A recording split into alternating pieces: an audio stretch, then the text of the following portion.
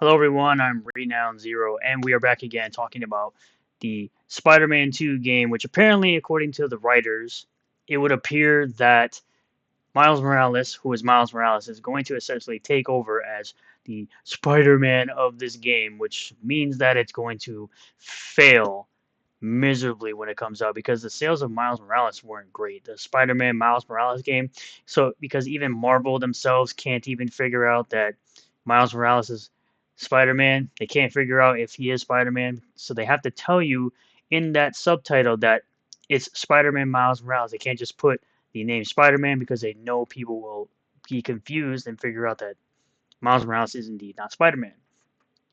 Peter Parker will always be Spider-Man to pretty much everyone who's a Spider-Man fan. Most people who say that Miles Morales is Spider-Man are people that don't know anything about Miles Morales in the comic books. Yes, he came from the Ultimate Universe. Yes, he was put into the main universe to take over for Peter Parker as the Spider-Man of his universe, but no one will ever truly recognize him as Spider-Man because if you mention Spider-Man to a normal person, they're going to know it's Peter Parker, not Miles Morales, who is still Miles Morales. But apparently, according to this writer writing this article from Gizmodo, according to spoilers, right? It says right over here. They brought in Venom. You got a Venom sequence in this game.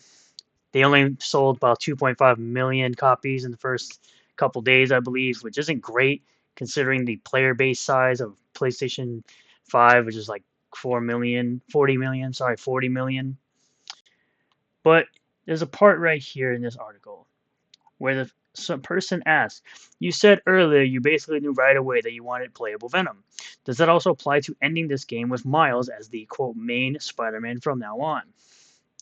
To which Morris says, "It always felt natural, and I think we all collectively thought it would happen. To me, it shows a great deal of evolution from Miles at the beginning of the game. We see him struggling to figure out what he wants to do with his life.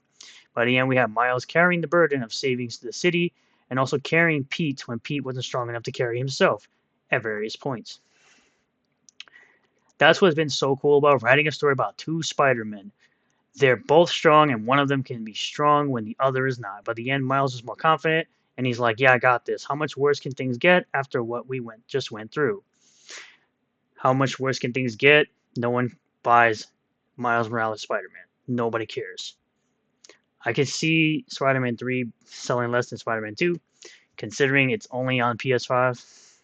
Sony knows that they should just release their titles day and date on PC, because by the time they do, PC players don't actually give a crap about any of their titles, which is why they don't seem to sell well on PlayStation. I mean, on PC. The PlayStation games fail to sell well on PC. To echo what Brittany said, the idea of a two Spider-Man story was always really essential to this game. No, it really wasn't.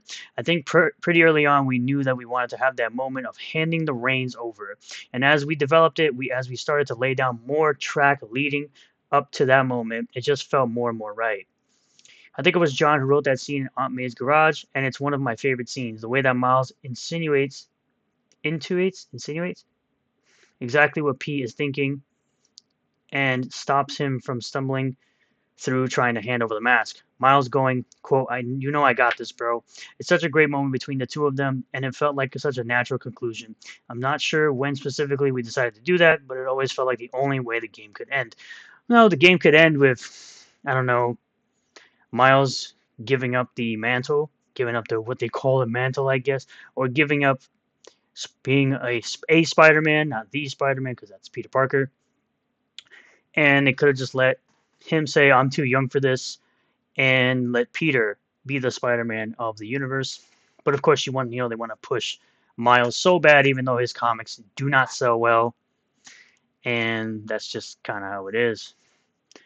But even Spider-Man 2 being it cannot topple Hogwarts Legacy, a game that came out in February of 2023, so this year.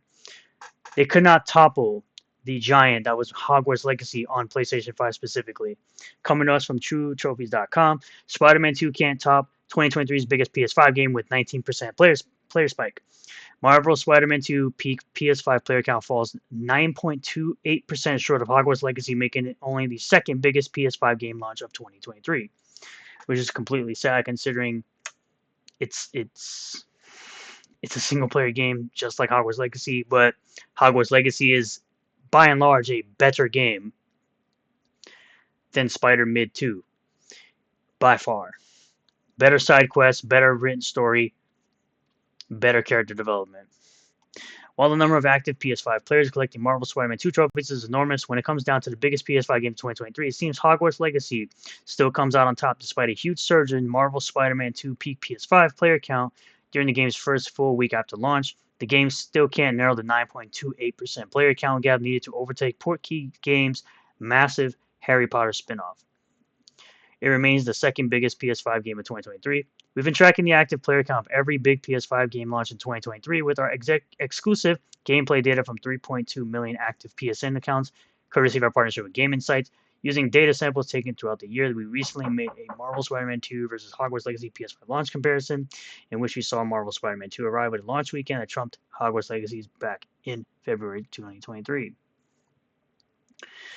With such a huge turnout at launch, we expected those Marvel Spider-Man 2 active player numbers to ramp up exponentially after a full week of PS5 players got their hand on the game, and that's exactly what they did. During the week ending Sunday, October 30th, 2023, Marvel Spider-Man 2 saw a massive 19% increase in active PS5 player count beyond the player count it saw in its first 3 days of sale, seeing as the game was already seeing more players than either Fortnite or Call of Duty Modern Warfare 2.